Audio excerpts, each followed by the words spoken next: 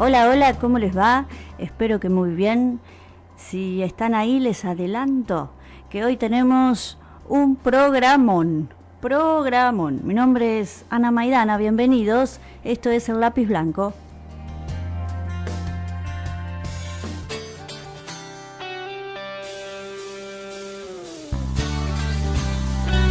Aromatesen, mayorista de aromatizadores de ambientes, cosmética corporal y accesorios de bazar de diseño. Buscamos revendedores en todo el país. Solicita tu catálogo de manera gratuita al 0810-777-2766 o visita la página web www.aromatesen.com. Perfumería Belén. Esmerada atención y asesoramiento. Los mejores precios. Perfumería Belén. En Rivadavia 594, Belén de Escobar.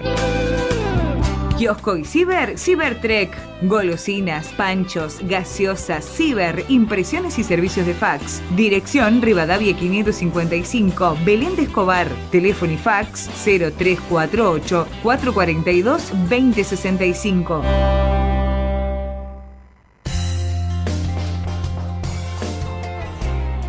Como les contaba, hoy tenemos un programa maravilloso dedicado a Julio Cortázar. Podés comunicarte con nosotros aquí a Radio Frecuencia y comentarnos qué te parece la obra de Cortázar, qué libros leíste del autor, comentar un cuento, algo sobre su estilo, lo que quieras. Envía tu mensaje de texto o audio al WhatsApp de la radio 348-423-9360. 348-423-9360. ¿Y por qué elegí a Julio Cortázar? Para mí significa casi un despertar. Cuando leí por primera vez algunos cuentos de Cortázar, ahí en ese momento entendí que yo quería escribir. Sentí ese llamado que viene desde un lugar muy íntimo, ¿no? Creo que es un llamado que todos alguna vez sentimos. Es como una cuerda que se tensa, a ver, como para graficarlo un poco, ¿no? Es algo que nos empuja hacia un lugar, aunque no sepamos muy bien dónde vamos, ni cuál es ese lugar, pero hay algo que nos abraza. Bueno, en estos días estuvo presente Julio, recordé algunos poemas suyos, así que hoy el programa está dedicado a él. Pero eso no es todo. Vamos a tenerlo hoy con nosotros, aquí, en El Lápiz Blanco. ¿Cómo es eso? ¿Cómo va a estar Julio en el estudio? Vamos a escucharlo y vamos a jugar ese juego que propone la radio. Vamos a escucharlo como si estuviera aquí, con sus papeles y sus escritos. Todo es tan distante y diferente y parece inconciliable, y a la vez todo se da simultáneamente en este momento que es el futuro de Cortázar, cuando él grabó estas pistas en el pasado. Vamos a hacer un doblez en este tiempo. Vamos a jugar, vamos a unir estos dos momentos como un puente y hacemos de cuenta que está aquí a mi lado y hablo como si Julio no estuviera aquí. Hablo como si no estuviera, como si supiéramos lo que es posible o como si supiéramos lo que es el tiempo. En fin, aquí estás, Julio. Vamos a pedir que nos leas con ese castellano afrancesado que es una delicia, esa R que patina, preámbulo a las instrucciones para dar cuerda al reloj. Preámbulo a las instrucciones para dar cuerda al reloj. Piensa en esto. Cuando te regalan un reloj, te regalan un pequeño infierno florido, una cadena de rosas, un calabozo de aire. No te dan solamente el reloj, que los cumplas muy felices y esperamos que te dure porque es de buena marca, suizo con áncora de rubíes.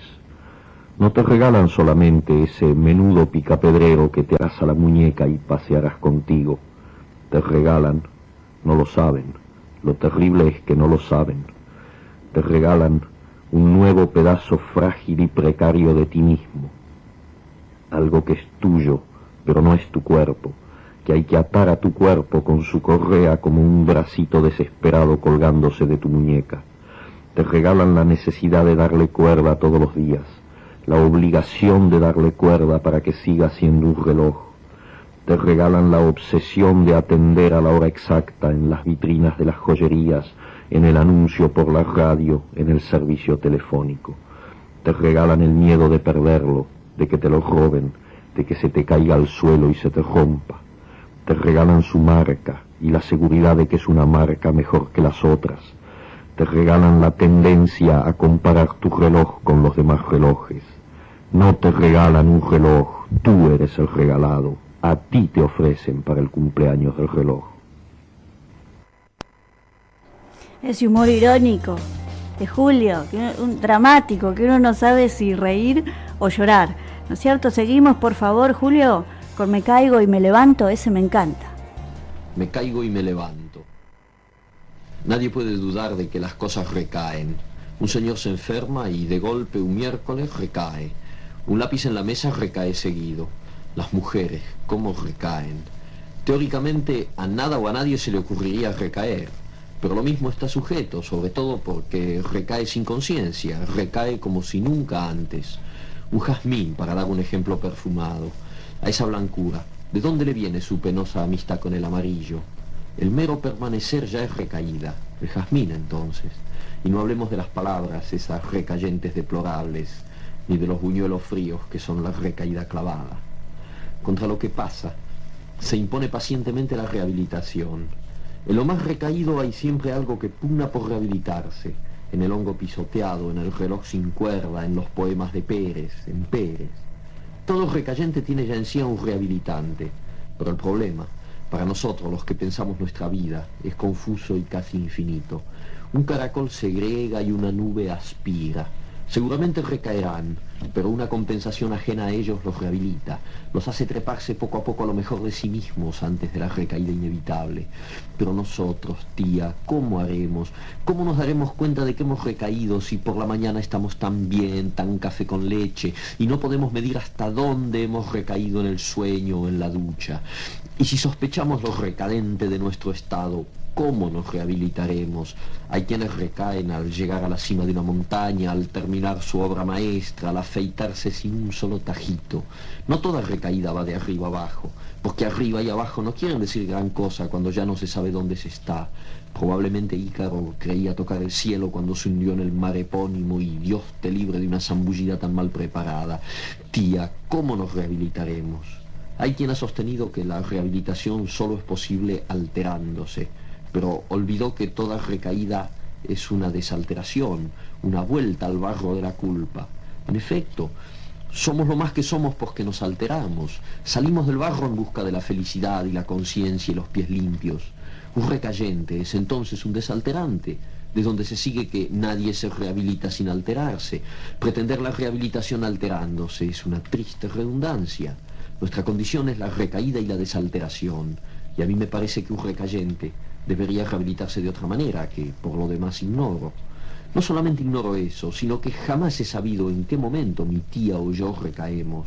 ¿Cómo rehabilitarnos entonces, si a lo mejor no hemos decaído todavía, y la rehabilitación nos encuentra ya rehabilitados? Tía, ¿no será esa la respuesta ahora que lo pienso? Hagamos una cosa. Usted se rehabilita y yo la observo, varios días seguidos. Digamos, una rehabilitación continua. Usted está todo el tiempo rehabilitándose y yo lo observo. O al revés, si prefiere. Pero a mí me gustaría que empezara usted, porque soy modesto y buen observador. De esa manera, si yo recaigo en los intervalos de mi rehabilitación, mientras que usted no le da tiempo a la recaída y se rehabilita como en un cine continuado, al cabo de poco nuestra diferencia será enorme. Usted estará tan por encima que dará gusto. Entonces, yo sabré que el sistema ha funcionado y empezaré a rehabilitarme furiosamente. Pondré el despertador a las 3 de la mañana, suspenderé mi vida conyugal y las demás recaídas que conozco, para que solo queden las que no conozco. Y a lo mejor, poco a poco, un día estaremos otra vez juntos, tía. Y será tan hermoso decir, ahora nos vamos al centro y nos compramos un helado. El mío todo de frutilla y el de usted con chocolate y un bizcochito. No sé si será por el bizcochito, pero Me caigo y me levanto me provoca una ternura, o será por la penosa amistad del jazmín con el amarillo. esas imágenes tan dulces. Y hablando de dulzura, aquí el maestro Atahualpa Yupanqui nos cuenta sobre el momento en que vos, Julio, le diste ese poema, El árbol, el río, el hombre. Lo escuchamos. Muy estimado, muy recordado. De esa gente que nació para no ser olvidada. Julio Cortázar. Un poema de él. Alguna vez, entre ajedrez y ajedrez, mientras me ponía en conflictos con un alfil, me dijo, cuando tengas tiempo, léelo. Y me dio el árbol, el río, el hombre. Aquí está el árbol, el río, el hombre. Julio duerme en París.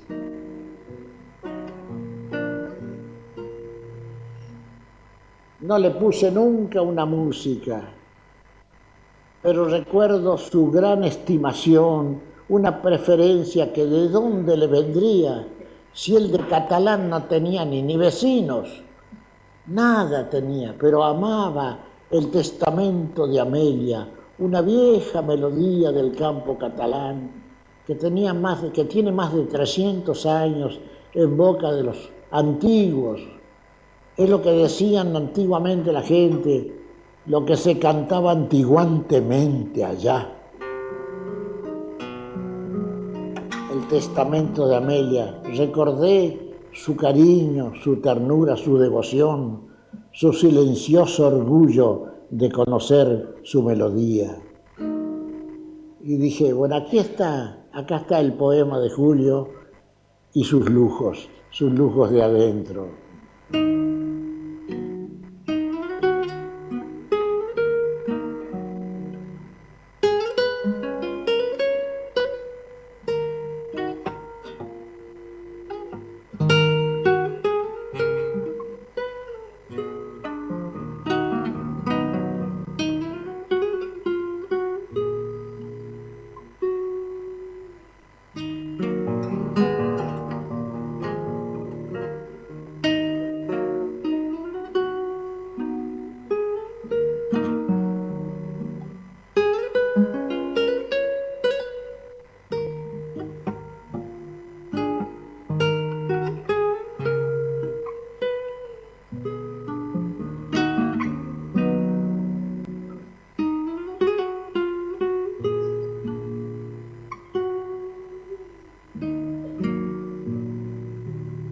Al árbol ya cortado, no lo claves en tierra,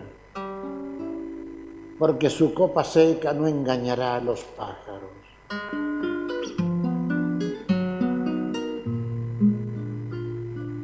Al dique que discurre, no le levantes vallas, que allá en el aire libre cabalgarán las nubes.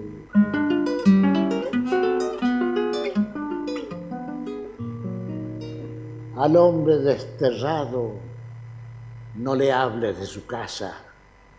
La verdadera patria caro la está pagando. El árbol ya cortado, el río que discurre y el hombre desterrado, caro lo están pagando.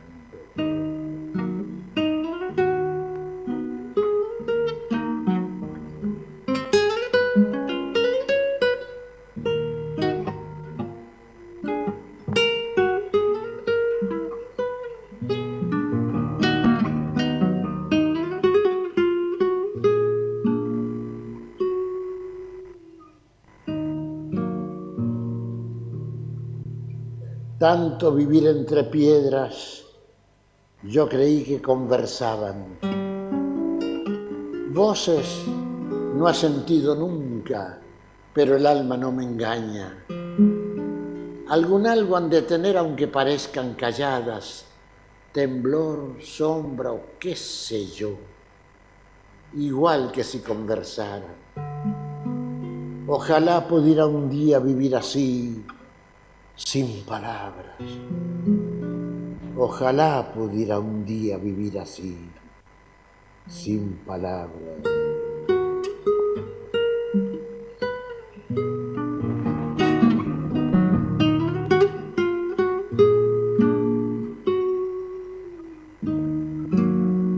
Al hombre desterrado no le hables de su casa. La verdadera patria caro la está pagando.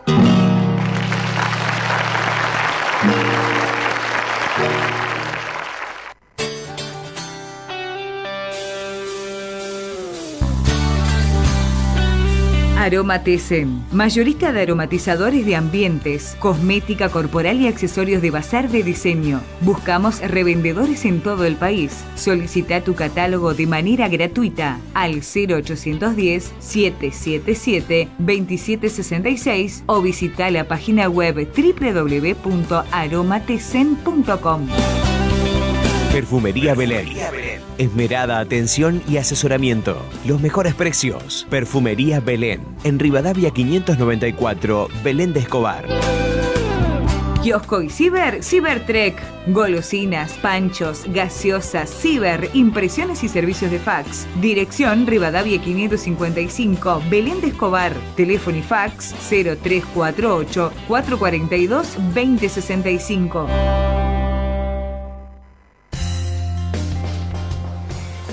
Y bueno, viste, Julio, que al final Atahualpa le puso música, como te había prometido. Ahora te voy a cambiar de tema. Algunos con mucha imaginación decían que Casa Tomada era el peronismo tomando la Argentina. Y Julio, vos aclaraste en más de una oportunidad que el origen de la idea fue un sueño. Se basó en un sueño donde un ente avanzaba. Y claro, esta información provenía del inconsciente. Bien podría ser una interpretación válida esta que se refería a la política, ¿no? También dijiste, Julio, que Casa Tomada podría representar todos tus miedos y todas tus aversiones. La interpretación del significado sobre el avance del peronismo en nuestro país es una opción más, es una interpretación más entre tantas. Te pedimos, por favor, Julio, que nos leas tu cuento sublime, Casa Tomada. Te escuchamos, Julio. De bestiario, Casa Tomada. Nos gustaba la casa porque, aparte de espaciosa y antigua, hoy que las casas antiguas sucumben a la más ventajosa liquidación de sus materiales, guardaba los recuerdos de nuestros bisabuelos, el abuelo paterno, nuestros padres y toda la infancia. Nos habituamos, Irene y yo, a persistir solos en ella, lo que era una locura, pues en esa casa podían vivir 8 personas sin estorbarse. Hacíamos la limpieza por la mañana, levantándonos a las 7, y a eso de las 11 yo le dejaba a Irene las últimas habitaciones por repasar y me iba a la cocina. Almorzábamos a mediodía, siempre puntuales. Ya no quedaba nada por hacer, fuera de unos pocos platos sucios. Nos resultaba grato almorzar, pensando en la casa profunda y silenciosa, y cómo nos bastábamos para mantenerla limpia. A veces llegamos a creer que era ella la que no nos dejó casarnos. Irene rechazó 2 pretendientes sin mayor motivo. A mí se me murió María Esther antes de que llegáramos a comprometernos. Entramos en los 40 años con la inexpresada idea de que el nuestro, simple y silencioso matrimonio de hermanos, era necesaria clausura de la genealogía asentada por los bisabuelos en nuestra casa. Nos moriríamos allí algún día. Vagos y esquivos primos se quedarían con la casa y la echarían al suelo para enriquecerse con el terreno y los ladrillos. O mejor, nosotros mismos la voltearíamos justicieramente antes de que fuese demasiado tarde. Irene era una chica nacida para no molestar a nadie. Aparte de su actividad matinal, se pasaba el resto del día tejiendo en el sofá de su dormitorio. No sé por qué tejía tanto. Yo creo que las mujeres tejen cuando han encontrado en esa labor el gran pretexto para no hacer nada. Irene no era así. Tejía cosas siempre necesarias, tricotas para el invierno, medias para mí, mañanitas y chalecos para ella. A veces tejía un chaleco y después lo destejía en un momento porque algo no le agradaba. Era gracioso ver en la canastilla el montón de lana encrespada resistiéndose a perder su forma de algunas horas. Los sábados iba yo al centro a comprarle lana. Irene tenía fe en mi gusto, se complacía con los colores y nunca tuve que devolver madejas. Yo aprovechaba esas salidas para dar una vuelta por las librerías y preguntar vanamente si había novedades en literatura francesa. Desde 1939 no llegaba nada valioso a la Argentina. Pero es de la casa que me interesa hablar, de la casa y de Irene, porque yo no tengo importancia. Me pregunto qué hubiera hecho Irene sin el tejido. Uno puede releer un libro, pero cuando un pullover está terminado, no se puede repetirlo sin escándalo. Un día encontré el cajón de abajo de la cómoda de alcanfor lleno de pañoletas blancas, verdes, lila. Estaban con naftalina, apiladas como en una mercería. No tuve valor de preguntarle a Irene qué pensaba hacer con ellas. No necesitábamos ganarnos la vida.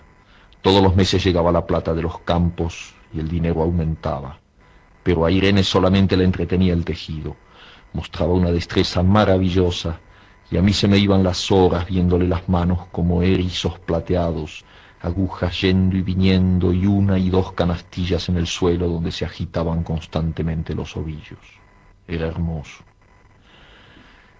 ¿Cómo no acordarme de la distribución de la casa?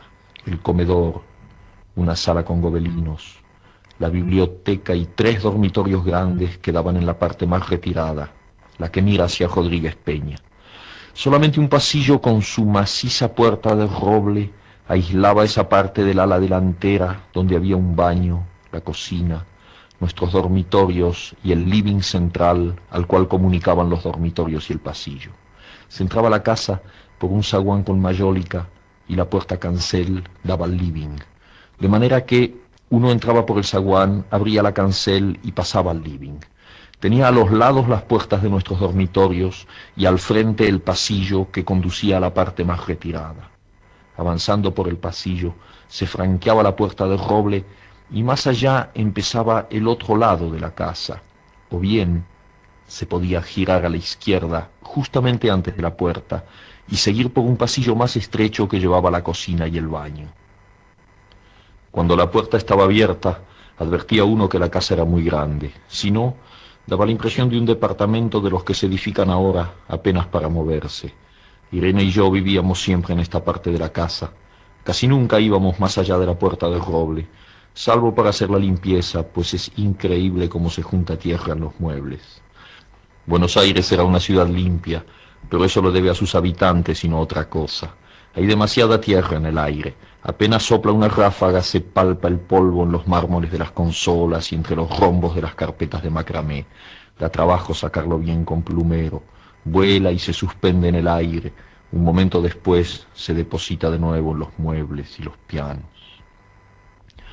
Lo recordaré siempre con claridad, porque fue simple y sin circunstancias inútiles. Irene estaba tejiendo en su dormitorio.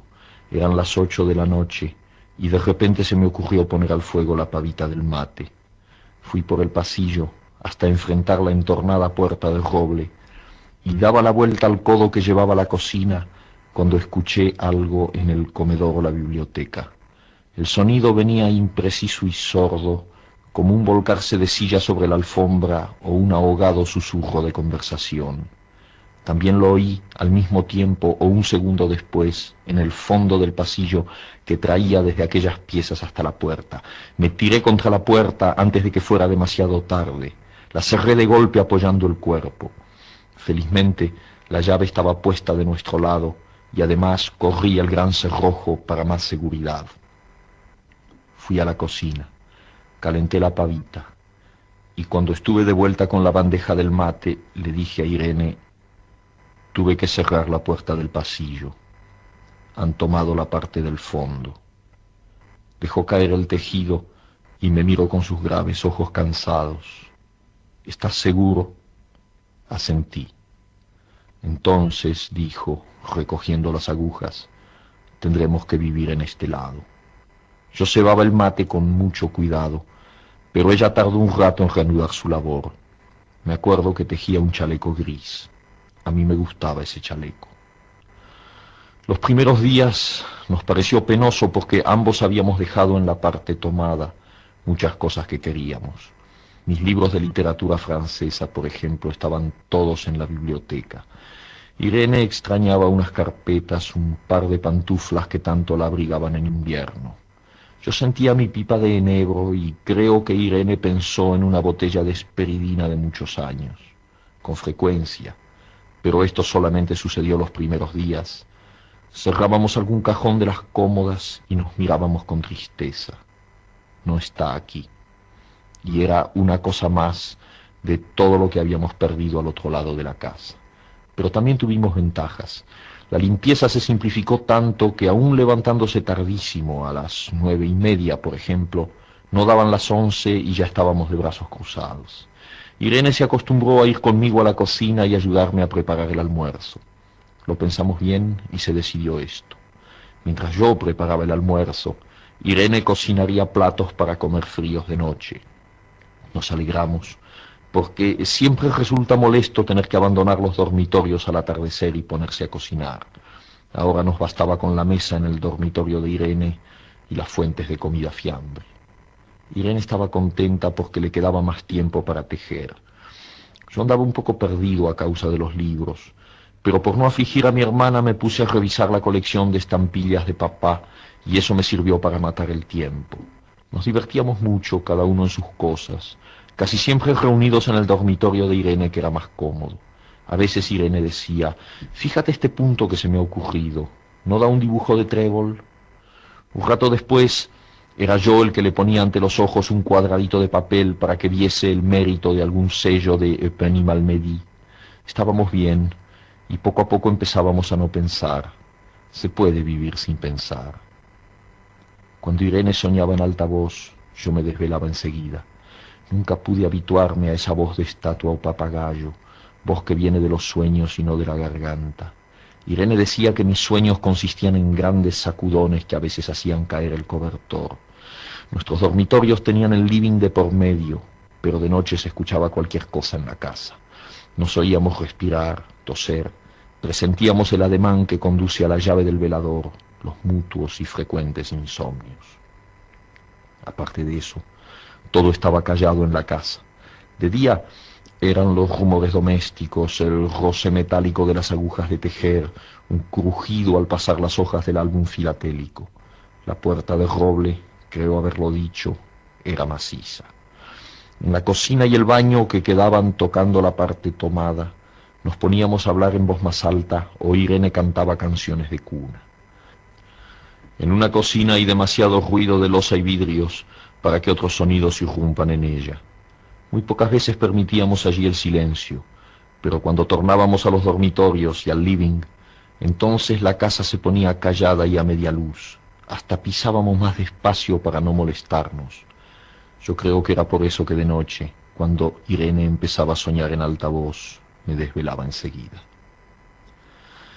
Es casi repetir lo mismo, salvo las consecuencias. De noche siento sed, y antes de acostarnos le dije a Irene que iba hasta la cocina a servirme un vaso de agua.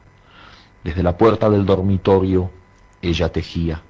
Oí ruido en la cocina. Tal vez en la cocina o tal vez en el baño, porque el codo del pasillo apagaba el sonido. A Irene le llamó la atención mi brusca manera de detenerme y vino a mi lado sin decir palabra. Nos quedamos escuchando los ruidos, notando claramente que eran de este lado de la puerta del roble, en la cocina y el baño, o en el pasillo mismo donde empezaba el codo casi al lado nuestro. No nos miramos siquiera. Apreté el brazo de Irene y la hice correr conmigo hasta la puerta cancel sin volvernos hacia atrás. Los ruidos se oían más fuerte, pero siempre sordos, a espaldas nuestras. Cerré de un golpe la cancel y nos quedamos en el zaguán. Ahora no se oía nada. Han tomado esta parte, dijo Irene. El tejido le colgaba de las manos y las hebras iban hasta la cancel y se perdían debajo. Cuando vio que los ovillos habían quedado del otro lado, soltó el tejido sin mirarlo. ¿Tuviste tiempo de traer alguna cosa?, le pregunté inútilmente. No, nada. Estábamos con lo puesto. Me acordé de los 15.000 pesos en el armario de mi dormitorio. Ya era tarde ahora. Como me quedaba el reloj pulsera, vi que eran las 11 de la noche. Rodeé con mi brazo la cintura de Irene. Yo creo que ella estaba llorando y salimos así a la calle. Antes de alejarnos tuve lástima. Cerré bien la puerta de entrada y tiré la llave a la alcantarilla. no fuese que a algún pobre diablo se le ocurriera robar y se metiera en la casa a esa hora y con la casa tomada. El otoño cuenta con propuestas comerciales imperdibles. Toma nota. Inicio de espacio publicitario de otoño 2018. El deseo de superación es lo único que se necesita para destacarse de los demás. Con nosotros, ese deseo se hace realidad. Anuncie en la radio número 1 de este otoño 2018. Teléfono comercial 0348 1543 84 260. Departamento Comercial. Estudio de Danzas Verónica Ruiz Díaz. Profesorados nacionales avalados por la Confederación Interamericana de Danza. Único en la zona con título en danza oficial. Carreras en danza jazz, salsa y bachata, ritmos y reggaetón. Comenzamos en marzo. Informes e inscripción 11 38 66 74 12. Facebook Verónica Ruiz Díaz. Pupis llegó a Escobar. Pupis, la cadena líder de tiendas especializada en servicios y productos para mascotas de Argentina, abrió sus puertas en Escobar. Ruta 25, Colectora Oeste al 1700, frente al portal de Escobar. Te invita a conocerlos y festejar con ellos hasta el 30 de junio, con un 15% de descuento en el total de tu compra para los primeros clientes. En la sucursal podrás encontrar todo lo necesario para cuidar, nutrir y entretener a tu mascota. Además cuentan con servicio veterinario y peluquería, alimentos de calidad y accesorios únicos. Pupis, el lugar donde las mascotas están primero. Para más información, entra en www.pupis.com.ar. Promoción válida hasta el 30 de junio de 2018. El descuento no incluye el servicio de veterinaria o peluquería. No es acumulable con otras promociones y o beneficios bancarios. Que la falta de efectivo no te frene. Que la falta de efectivo no te frene. Ven a Credil, que conviene. Ahora en Credil podés llevarte un préstamo de hasta 80.000 pesos. 80.000 pesos. En el acto y con mínimos requisitos. Ingresá a www.credil.com. Atención Escobar, nos mudamos. Te esperamos en nuestro nuevo local en Rivadavia número 680. Credil, el mejor préstamo. Préstamo sujeto a aprobación de requisitos. Los sábados podés informarte y sonreír con El Agujero en la Media. Lo que pasa en la semana visto con muchos ojos. 3 ilustres desconocidos te ayudan a mirar por el agujero en la media. Junto a la Tana Macrista. Cultura, derechos humanos y humor.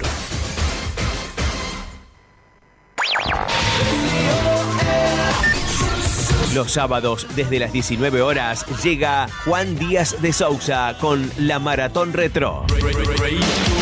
La Maratón Retro. Durante una hora te acompañamos con los mejores éxitos de los 80 y 90. La Maratón Retro. Sábados, 19 horas, por Frecuencia 106. Si pensaste en tu primer 0 kilómetro o cambiar el usado, ¿por qué esperar más? Galante de Antonio te salva. Llegó a Escobar y te financia totalmente sin interés. Vos elegís la cantidad de cuotas. Adjudicá tu 0 kilómetro con o sin anticipo. Solo con DNI. Cuotas desde 2.904 pesos por mes. Te esperamos en Colectora Oeste 361 o llamanos al 0348 443 1655. Galante de Antonio lo hace posible. Paso rápido, no te preocupes.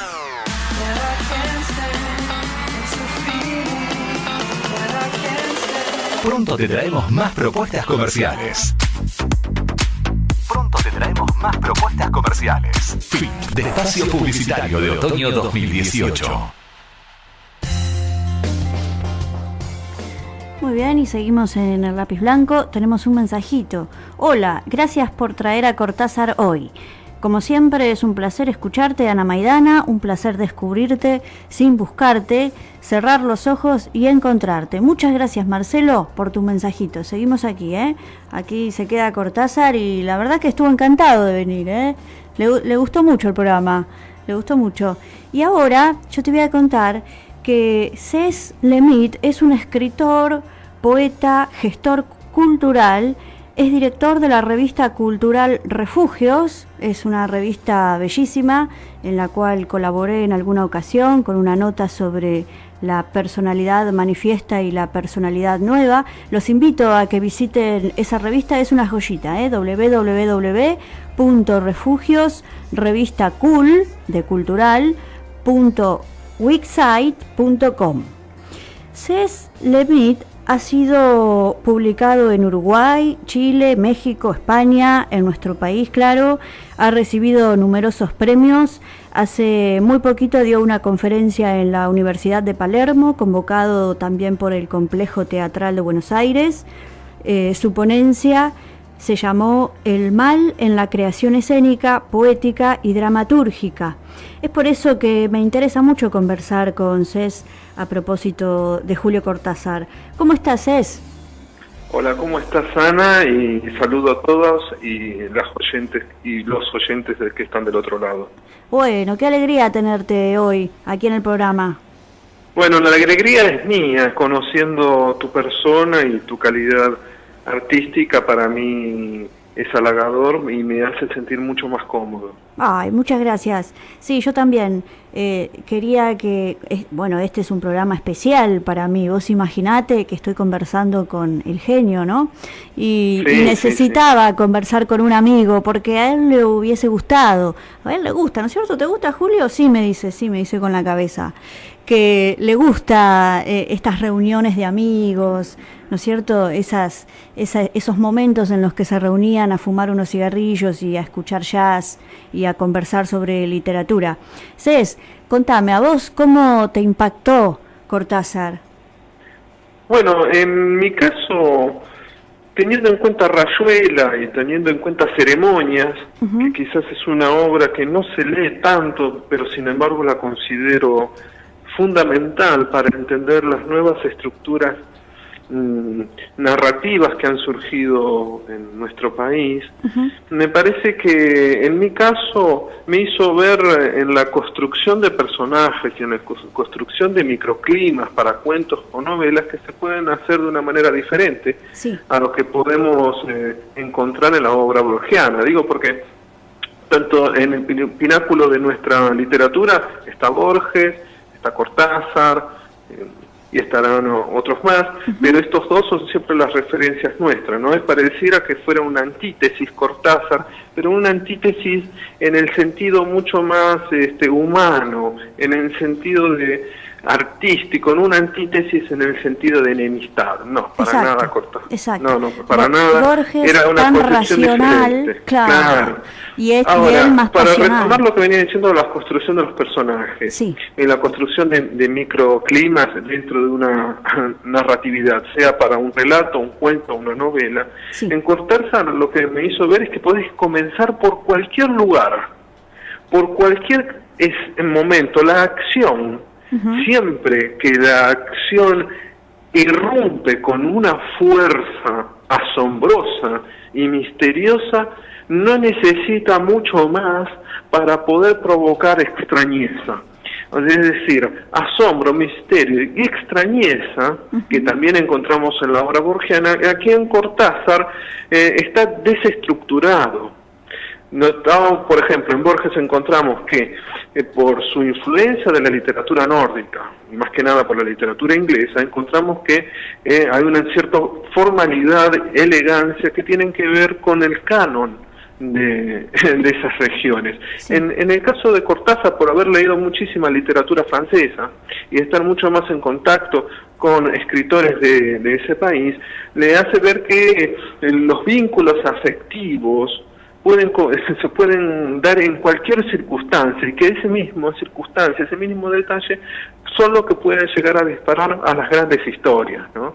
Por ejemplo, yo tengo un cuento inédito en donde hay unas circunstancias del personaje se encuentra muy mal porque había conocido una cubana en una fiesta de cubanos, pero no sabía que esa iba a ser la causa de su muerte. Comienza así. Claro.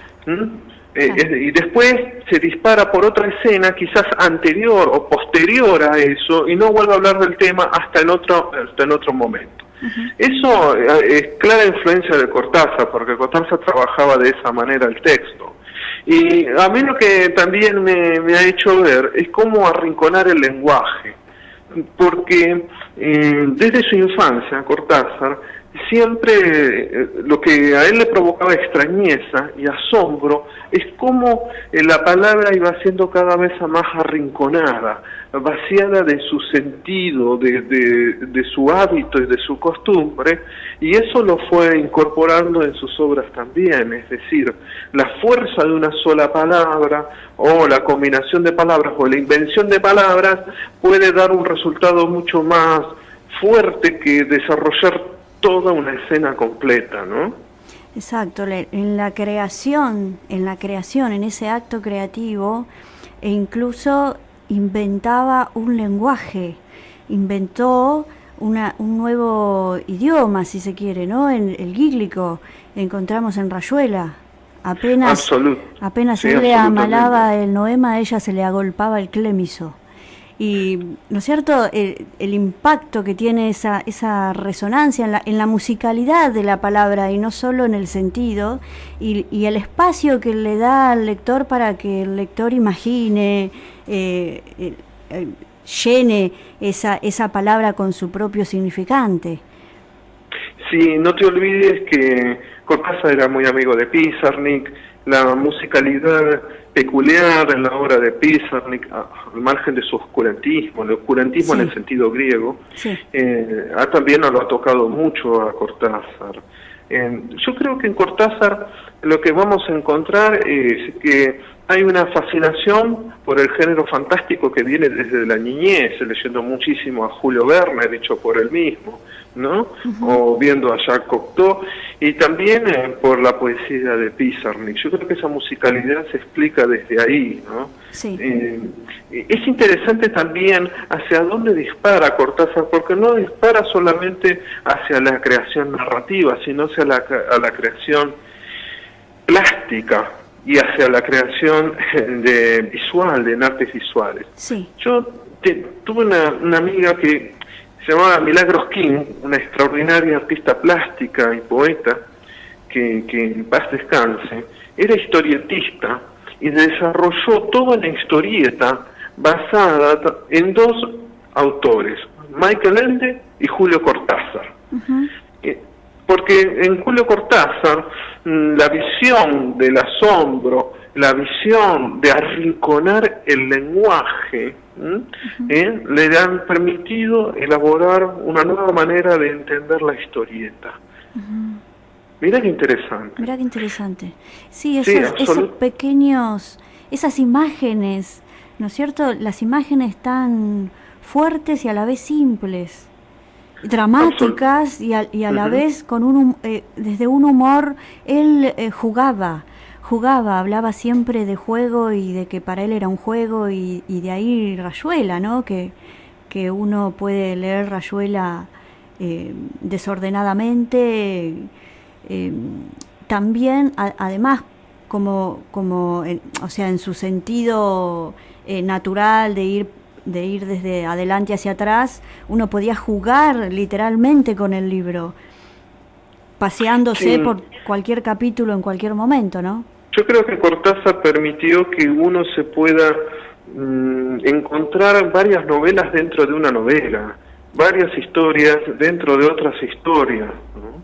Sí. Es decir, esa es la antítesis que yo decía con la obra borgiana. En Borges nosotros tenemos un lineamiento, una estructura, si querés, de lo mitológico, del laberinto, del misterio, ¿sí? Pero aquí se muestra que también el misterio, el asombro, el sentido laberíntico del lenguaje no responde a limitaciones, ni tampoco respondería a estructuras definidas, ¿no?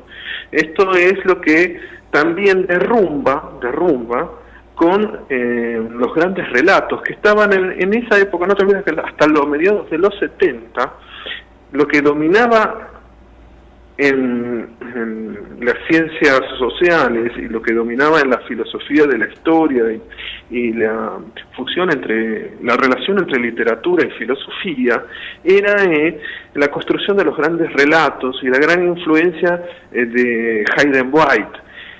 Pero ya a mediados de los 70, ya con otras perspectivas intelectuales, se empieza a dar cuenta que desde los grandes relatos lo que no tenían en cuenta es que un pequeño episodio, o aquello que calla, o aquello que no se dice, o aquello que está en los vínculos afectivos y que quedó en el ámbito privado, son los que generan las verdaderas grandes historias, ¿no? Y esto creo que Cortázar también, como gran lector que fue, esto también lo influenció y le permitió a él entender las cosas de otra manera. Es decir, como vos decías bien, Ana, en las relaciones cotidianas, en aquellos que nos pasa a nosotros, especialmente con el amor, que es el tema de toda la obra también de Cortázar, es aquello que mueve el mundo y que al mismo tiempo puede ser azaroso, puede ser fortuito y al mismo tiempo magnánimo.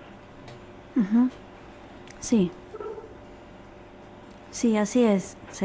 Es realmente asombroso, por algo ocupa ese lugar entre nuestros autores, ¿no? Sí, yo creo que es uno de los más grandes autores. Yo creo que después de él, bueno, hay otros autores, pero no es lo mismo. Volviendo a su influencia, yo creo que me permitió a mí entender la narratividad o la creación artística, uh-huh, como un ejercicio lúdico también, como vos bien decías, pero que puede generarse desde una sensación, algo que no estaba tan habitual en nuestra literatura. Desde una sensación, es decir, no confundir sensación con sentimentalismo, que no es la idea. La sensación puede ser la vibración de un tren o la sublimidad que te causa encontrarte frente a un cuadro gigante y que al mismo tiempo opera la imaginación y lo transforma en otra cosa. Yo creo que ese es el rasgo, uno de los rasgos principales y que me ha influenciado Cortázar en ese aspecto.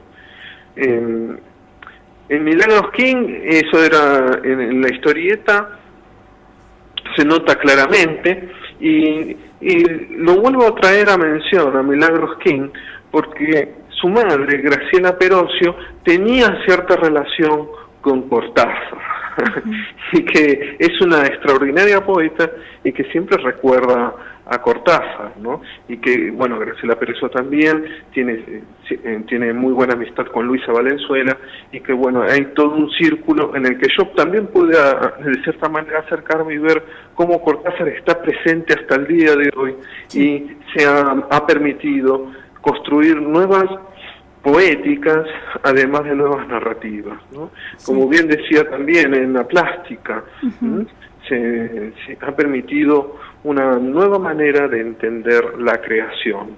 Sí, ¿y cómo podemos linkearlo ahí, cómo podemos mechar lo plástico? Por esto mismo que estás contando vos, es por esto sensitivo que tenía Cortázar, porque a partir de una imagen simple, a partir de un momento cotidiano, sencillo, lograba cierta observación, ¿no? En ese momento de observancia él se despegaba de esa simpleza. Por ejemplo, mira, en este momento recuerdo Toco tu boca. Toco tu boca, algo que todos podemos hacer, algo que todos lo hicimos. Vos le tocaste la boca a alguna mujer con tu dedo, ¿no es cierto? Por supuesto. Toco tu boca con un dedo, toco el borde de tu boca, voy dibujándola, como si saliera de mi mano, como si por primera vez tu boca se entreabriera y me basta cerrar los ojos para deshacerlo todo y recomenzar. Hago nacer cada vez la boca que deseo, la boca que mi mano elige y te dibuja en la cara, una boca elegida entre todas, con soberana libertad elegida por mí para dibujarla con mi mano en tu cara, y que por un azar que no busco comprender, coincide exactamente con tu boca que sonríe por debajo de la que mi mano te dibuja.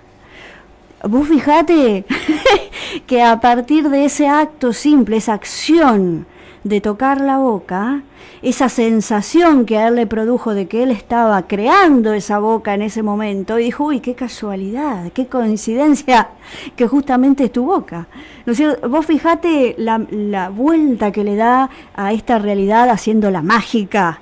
Y por eso amamos a Julio Cortázar. Te amamos, Julio. Creo yo, Ana, que en este punto él no le tenía miedo hasta dónde lo pudiese llevar la imaginación para la creación. Por ahí, ya en la obra borgiana, y esta es una consideración